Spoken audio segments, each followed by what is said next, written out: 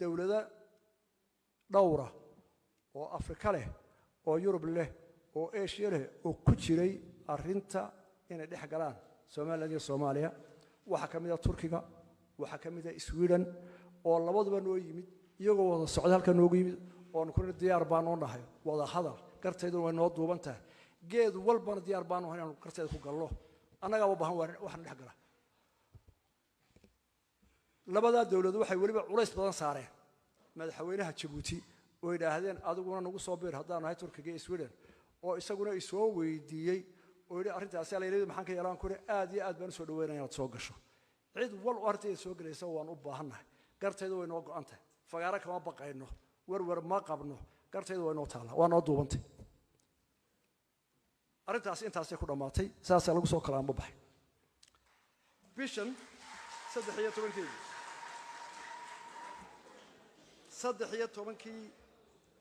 13 February ayaa waxa dhacday arrin kulliba aan badan anigu aan filayn dadka badankooda aan filayn madaxweynaha Soomaaliya ee hadda jooga Maxamed Cabdullaahi Farmaajo ayaa wuxuu bixiyay raali gelin wixii xasuuqi ka dhacay Soomaaliland sanad qarnigii tagay dabayaaqadiisii oo dhan 8 kilo oran maayo 9 wuxuu ka soo bilaabay ilaa 60 maalintii inqilaabkii Xasan Keydii lagu diray ninkii sarkaalka ahayd ina cabe raali gelintaasi waa ninkii u horeeyay Xasan Sheekh marbuu si dulmara u yiri waan ka xunaa wixii ka dhacay ee dhibaatooyinkii dadka ay ku dhacay laakiin faahfaahin ah dilkii iyo qaxii iyo burburkii iyo wixii ku dhacay halka raali gelin baan ka bixinaynaa anoo madaxweynaha qaranka Soomaaliya ah waa arrin aad iyo aad anigu kadkadsigu ahay marka laga reebo qodobka ah kuwii hubka qaatayna cudurdaar baa laga rabaa marka qodobka laga reebo raali gelintaasi waxaan u arkaa inay tahay in talaabo loo qaaday dhinaca nabadda iyo iskaashiga iyo in arrintan la soo dhaweeyo waana soo dhaweynaya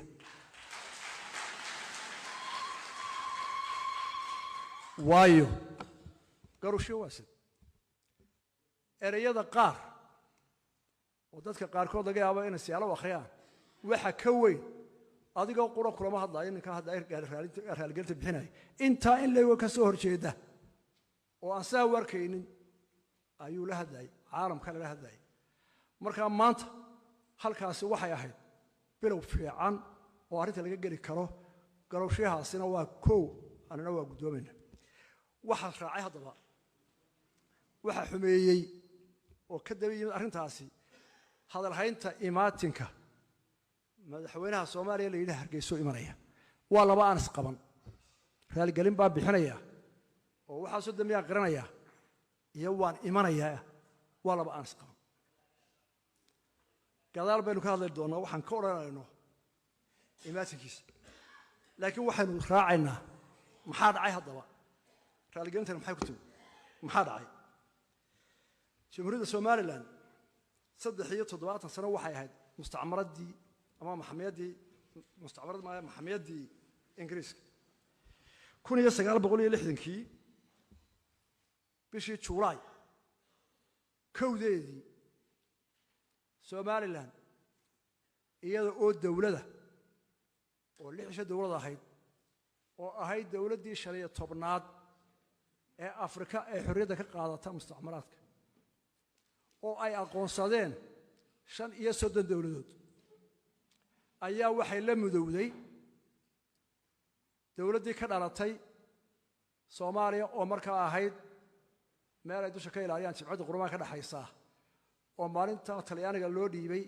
Talyaanigu haystay ayaa kowdii Juulaay xorriyaddeeda qaadatay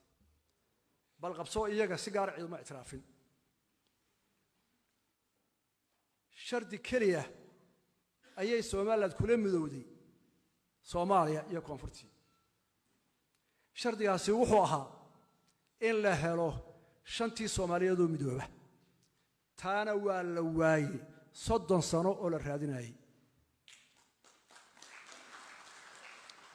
madaxweynihii ugu dambeeyay ee Soomaaliya wuxuu si rasmi ah uga noqday midnimadii la raadinayay shanta Soomaaliyeed dabayaaqadii qarnigii tegay waxaanay ku caddahay komunikeeyadii ka soo baxay shirarkii uu ku galay Jabuuti iyo Addis Ababa waxa kale oo jooga oo caawa nool markii laga soo noqday dagaalkii 78kii shir uu wasiiradiisa isugu yeedhay rag nool caawa oo Hargeysa qaarkood joogaan markii uu soo jeediyay ku daalay raadinta Soomaali weyn oo waynu ka noqonaynaa danteenu ka raacaynaa taasina waa dhaabad meeltaada markii loo codeynayay dastuurkii midnimada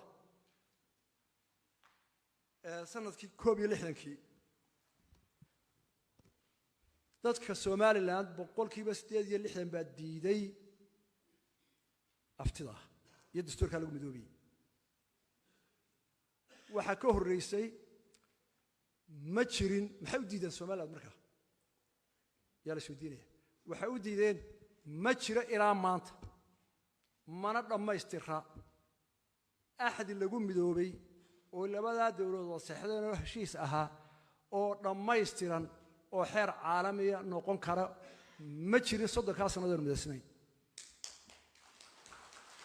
markhaatigeedaan idin sheegaya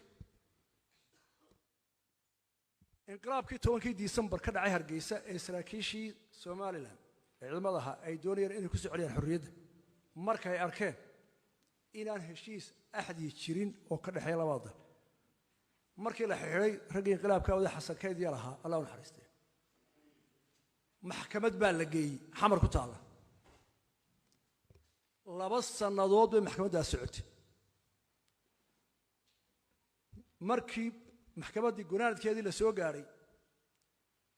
waxa judge ka ahaa nin Ingiriis ah oo la yiraahdo Mr Hazelwood waa ka heli kartaan Google-ka cid walba way ogtahay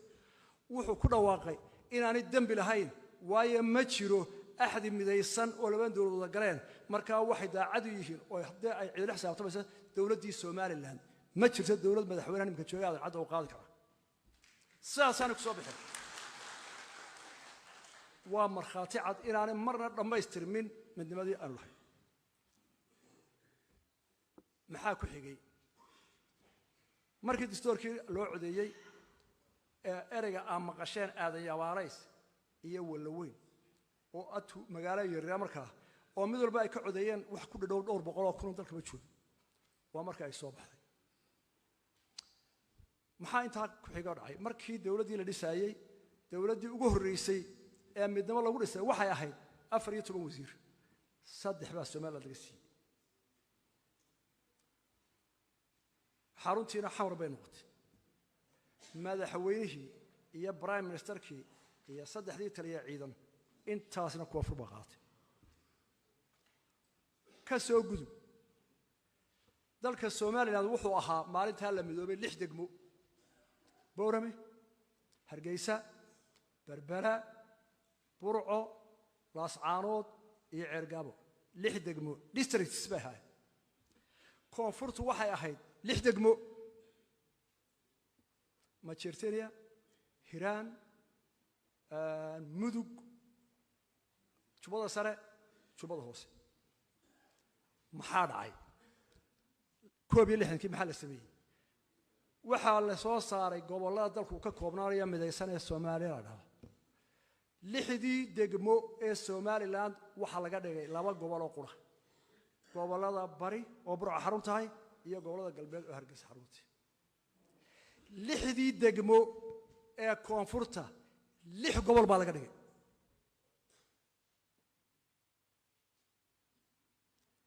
ka soo gudub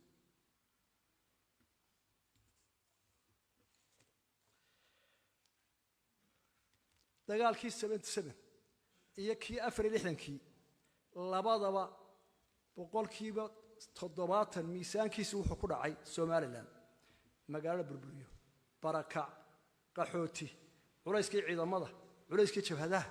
iyo wixii dhacay weyn owla tafaasiisheeda halku galmayno khasaaraha iyo culayska dalkaasi lahaa mid uu maan uga socda gobolada waqooyiga waxa la keenay qaxooti tiradu gaaraysa 400 oo kun waxaa 11 xero looga dhisay Somaliland jalaqsi oo kaliya ayaa xero looga dhisay koonfurta inta ay midaysnaayeen labada dal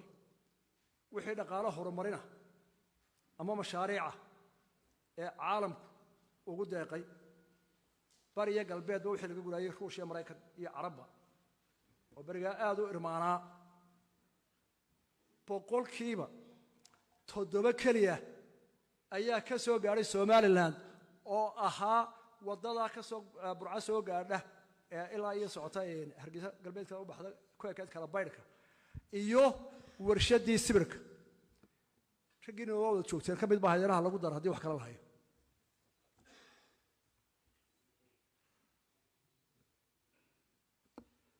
halka markay marayso 1961 6 Abriil waxa lagu dhawaaqay aslan si loo raadceeyo xorriyadii Somaliland ee luntay 60kii dagaalkii ugu weynaa wuxuu dhacay 1988kii dawladdii markaa jirtay waxay soo weerartay shacabkii iyo magaalooyinkii Somaliland boqolkiiba 9 magaalooyinka qaar ayaa la baabiyay magaalooyinka waaweyn oo dhan waa la burburiyay buuga ay qortay dawlad dadkeedii dilaysa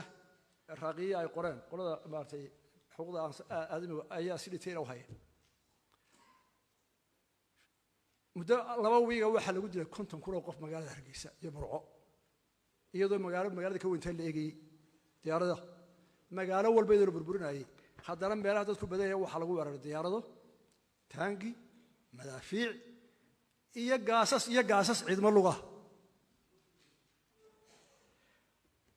waxa barakacay 600 oo kun oo deganaa magaalooyinka waaweyn ee Soomaaliland mid walba gobol walba ayaa ka qaxay oo u farxaday gobolada jaarka ah iyadoo xiriyo waaweyn looga sameeyay bariga Itoobiya kontanka kun ee hore ee wiiga diyaaradaha iyo madaafiicda taanku laayeen in ka badan oo laabakeeda ayaa silic iyo darxumo u dhimatay umulle daale waayeel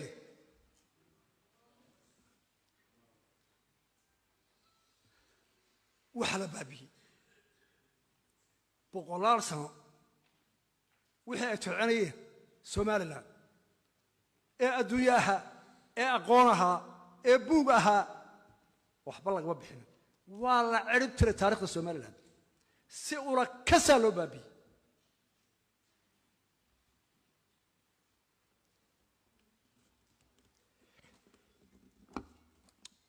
hay'adda jimciyadda qurumaha ka dhaxaysa human rights qaabilsan iyadoo kaashanaysa unuga ama unitka u qaabilsanaa Somaliland UNCO oo kooda heertan Google 2001 waxay ka marag fureen oo xaqiijiyeen qoraalkooda ku qoreen wixii ka dhacay Somaliland dawayaaqadii qarnigii tagay ee dawladdii Somali Democratic Republic ay ku samaysay inuu ahaa xasuuq bin aadmi waa marag madoon waana tuu ka marag furaya farmaajo Ameerika marawlay waxa la xaqiijiyay oo imika la hayaa sahankooda 43 xabaalo wadareed oo dadkii qaar baa iyaga oo nool kal sheekh magaalada la yiraahdo inta dadkii lagu riday goof lagu uriyay iyaga oo nool iska rogooyin lagu dulguray qaar baa iyaga oo nool gabri lagu gubay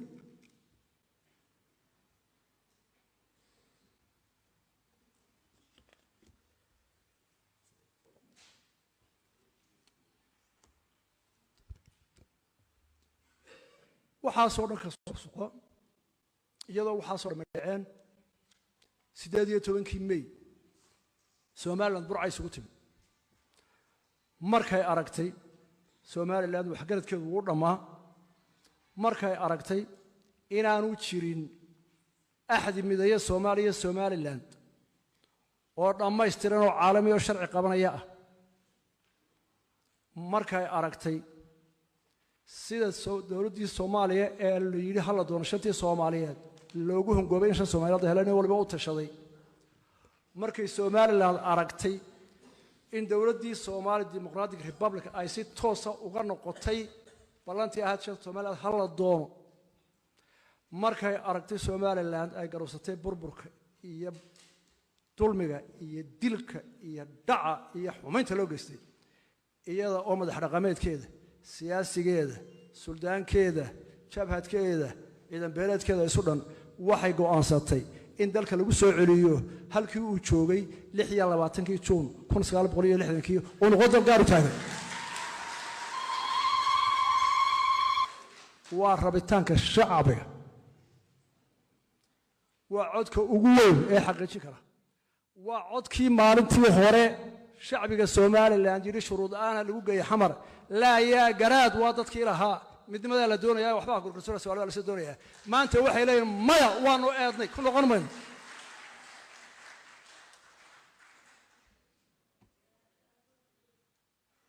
intii ay 30 sanadood kala maqnayn intii ay jirtay Somaliland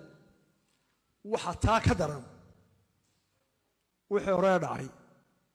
30 sano dawladii Soomaaliya isaga dambeeyay ee taa maanta ku jirta dagaalkay hore ka adag oo caalamka oo dhan ah ayay u galeen inaanay Somaliland hirgelin inay cunaqabateeyaan inay adduunka oo dhan ka hor joogsadaan oo aad muddo Somaliland inay ahayd qolo ay adoonsadaan oo qool gaar ah ku xidheen ay adduunka la mareen oo aanay Somaliland yeelayn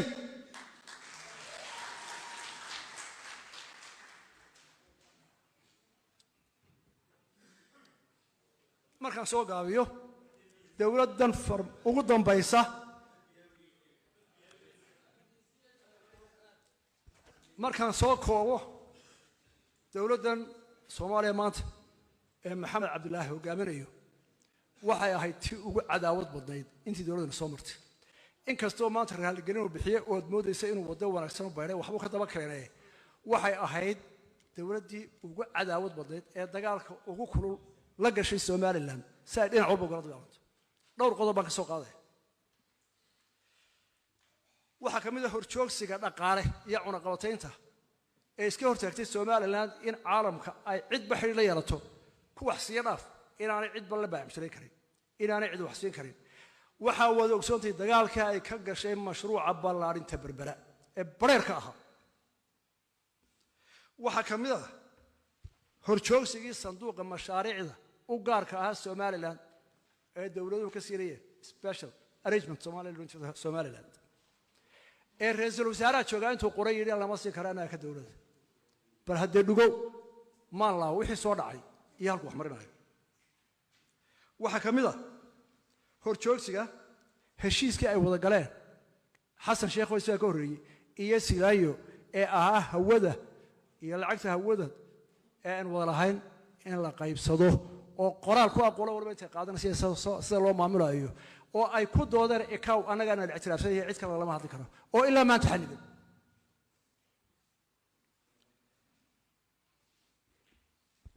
waxa kamid ah in wax alliyo wixii dhaqaale ah ama deeq ah waxbarasho caafimaad infrastructure ee caalamku ku bixiyo magaca dawladdii Soomaaliyeed ee dhaxaysay inay ku go'aansadeen dhammaantood in aan Soomaaliya waxba loo gudbin ilaa iyaga loo soo mariyo Somaliland taa way diiday cad quudad ma siisatay xorriyadeeda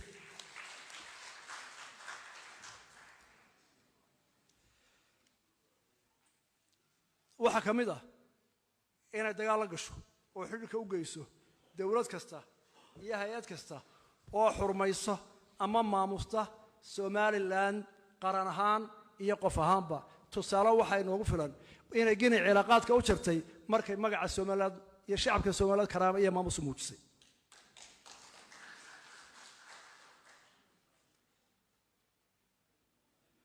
waxaan ku soo koobayaa waxa soo dhacay 60 sanadood dul xaadiska ah oo kun buug beesh laga qori karo oo dokumentigooda iyo waaqicigooda lahayd ee aan ahayn laab la kaciyo caadifad maanta Soomaaliya iyo qolada koonfur badhaho laba qodob ay baynu walaaltinimo iyo iskaashi iyo nabadkooda gaari karnaa laba qodob oo kaliya balka mid saxada ay keeno كو Soomaaliya qolada koonfureed inay xishmayso oo xurmayso go'aankii shacbiga Somaliland iyo xaqa ay u leeyihiin inay go'aankooda iyo rabitaankooda kaga baxaan midowgii ay sida toddobaadnimada u galeen ee shacbiga Somaliland gaaray 18 May 1991 inay ixtiraamaan kaliya ayaan ku heshiin karnaa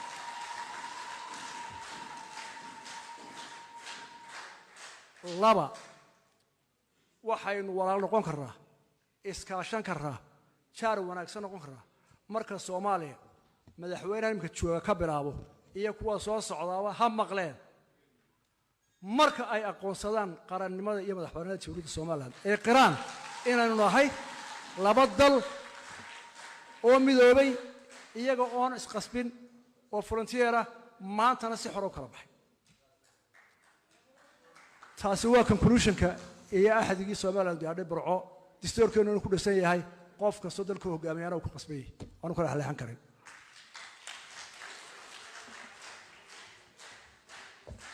waxaan u soo degayaa hadal haynta madaxweynaha Soomaaliya imanaya Soomaaliland oo Hargeysa imanaya horta waa hadal hayn laakiin hadal hayntaaba xun madaxweynaha Soomaaliya Maxamed Cabdullaahi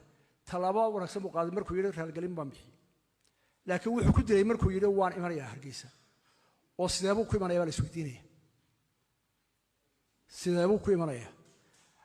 xeerarka caalamiga ah curfiga dawliga ah aqliga saliimka ah midna ma qaadan karo ninka dawladdiisii iyo dalkiisa uu ka madaxda yahay waxa soo dambiye galeen ayaa dadku waxa u geystay waliba oranaya anigoo madaxweynaha gobolladii soo siyaaranaya soo maaha waan imanaya macnu soo wada soo inta maaha oo taameen aqbalayna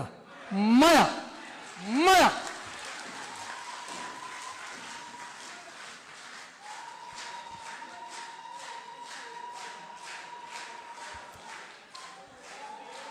suurtagal maaha ma yeelayno suurtagal ma aha waxaan ku talin lahaa maxamed madaxweynaha Soomaaliya talaabo cabad qaad raalgelin baad bixisay waxaan u qaadanay inaad nabad iyo aqlida ay soo socoto laakiin ku ibsan mayno eref laga yiri waan ku soo siyaaranaya taasi waxay dhalinaysaa caro horle iyo colaad horle iyo cadaawad inaan u baahnayn oo birawa markaan soo koobo hadal haynta leeyahay wuxuu imanayaa Soomaaliya imanayaa buuri madaxweynaha Muqdisho anu wax kale oo garagaran maaye aan ku cabiree gabaygii Faarax Nuure kala gooyin baa arinta ka jawaabaya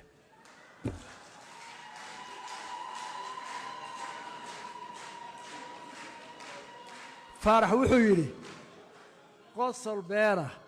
foolal qayaxan qiilan garanayo booraan afkii laga qafilay qabarnu hoos yaalo doqon baa halkii lagu qatali qoorta soo dhigane maaniga midya lay qarshaa laygu qali doono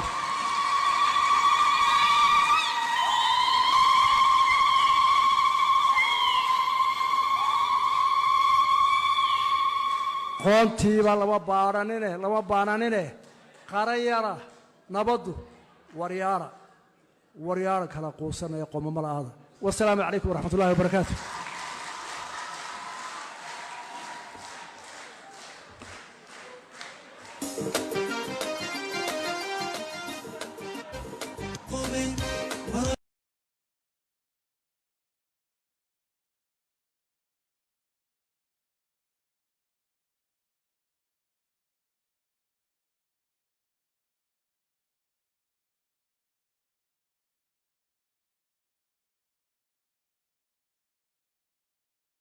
Somaliland madaxweyne aad iyo aad baad u mahadsan tahay